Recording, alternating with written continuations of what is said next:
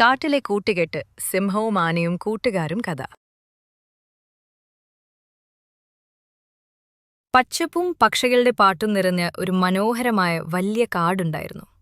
അവിടെ എല്ലാ മൃഗങ്ങളും സന്തോഷത്തോടെ ജീവിച്ചു.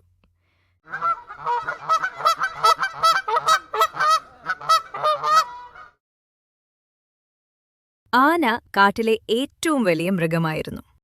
ശക്തനായിരുന്നെങ്കിലും എല്ലാവരോടും കരുണ കാണിക്കുന്നവനായിരുന്നു അവൻ.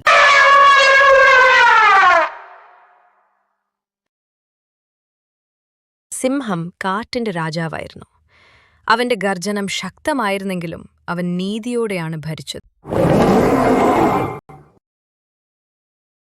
കടുവ എല്ലായ്പ്പോഴും ജാഗ്രതയോടെ നീങ്ങും. ഒരു ഇല ഇളകിയാലും അവൻ ശ്രദ്ധിക്കും. അപകടം വരുന്നതിനു മുമ്പേ മറ്റുള്ളവരെ മുന്നറിയിപ്പ് നൽകും.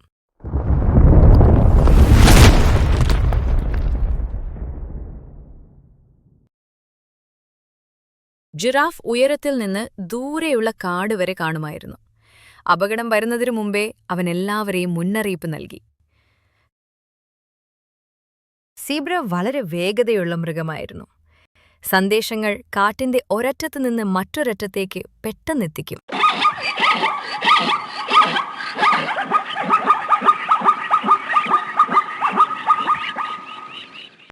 ഒരു ദിവസം കാട്ടിലെ വെള്ളച്ചുരമുണങ്ങി.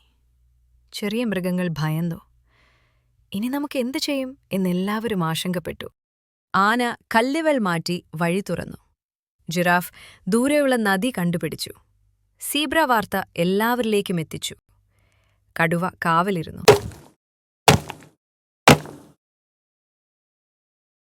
എല്ലാവരും ഒരുമിച്ച് പ്രവർത്തിച്ചതിനാൽ വെള്ളം വീണ്ടും ഒഴുകി തുടങ്ങി. കാട് വീണ്ടും സന്തോഷത്തോടെ ജീവൻ നേടി.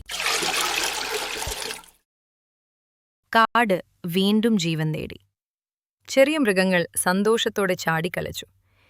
എല്ലാവരും മനസ്സിലാക്കി, വ്യത്യസ്തരായാലും ഒരുമിച്ചാൽ നമ്മൾ ശക്തരാണ്.